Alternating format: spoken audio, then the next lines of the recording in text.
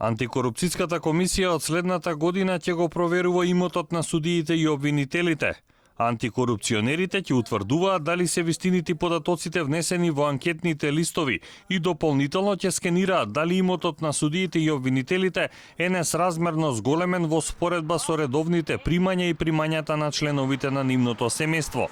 Судирот на интереси пак ќе се проверува преку работните места и членувањето во управни и надзорни одбори. Комисијата за спречување на корупцијата е со став дека правосудството е оценето како столб со висок ризик од коруптивни и други влијанија.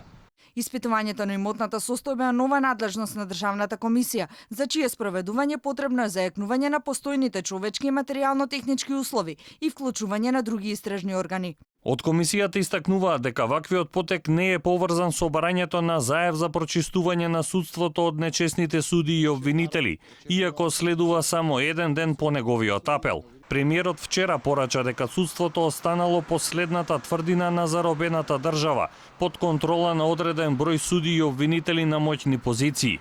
Иако пред 1,5 година тврдеше дека веќе нема пресуди под притисок. Го отвори судството како пупка. Буквално целиот овој период од 2,5 години нанесет.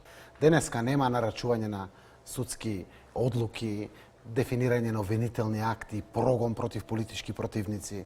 Со реакција за состојбите во правосудството, денеска се јави и судскиот совет. Оттаму велат дека не работат во полн состав и дека зголемениот обем на работа го доведува во прашање нивното нормално функционирање.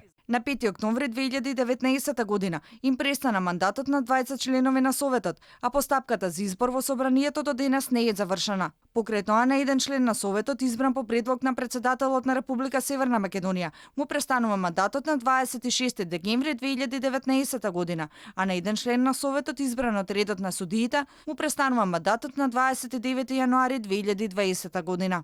Од Советот велат дека испитувањето на имотната состојба на судиите не е во нивна надлежност.